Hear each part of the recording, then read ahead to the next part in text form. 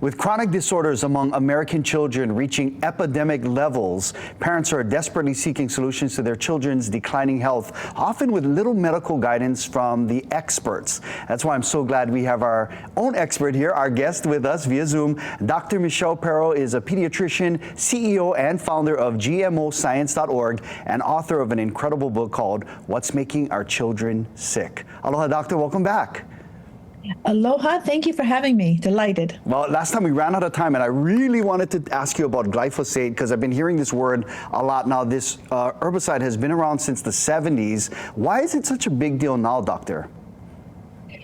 Well, I think number one is awareness, because you are so correct. It has been around since the 70s. But what happened was we introduced GMO crops, genetically modified crops, which is essentially everything we eat, especially our children: corn, soy, canola, 50% of Hawaiian papayas. So sorry. There's a GMO apple and potato. There's GMO cotton, which includes cotton products. Anyway, I digress. So when they introduced these GMO crops, they spray in the glyphosate-based herbicides. There's other things other than just glyphosate. The crop doesn't die. It's genetically engineered not to die from the spraying, just the weeds around it die. What happened was about 75% of the weeds now are resistant to glyphosate. So they spray more toxic formulations, more genetic modifications are stacked on these plants, and they had increased the spraying.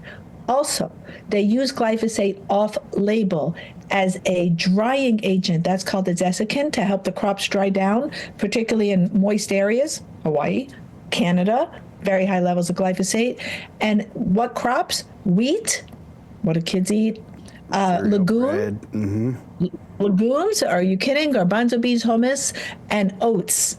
Oatmeal. We're telling families to eat oatmeal. Oh my gosh, and it's just loaded with glyphosate. Okay, I gotta ask you, because you're this is like kind of above my head because you're a doctor. I'm just a regular guy. So what are some of the health issues associated with glyphosate? Because it already sounds scary. It's scary.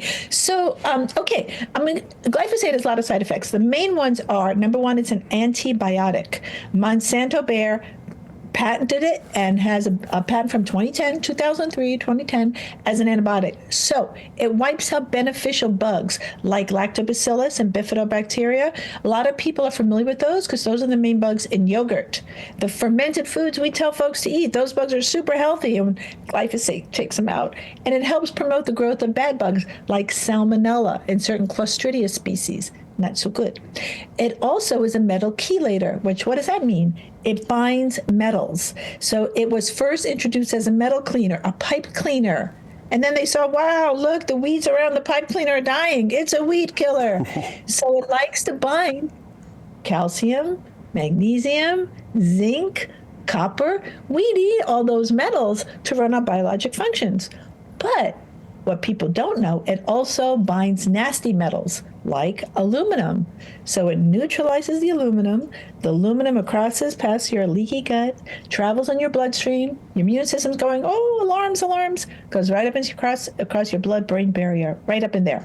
So, and last but not least, it can disrupt hormones, endocrine disruptor, even at very low dosage, which they said don't hurt us because only high doses hurt us.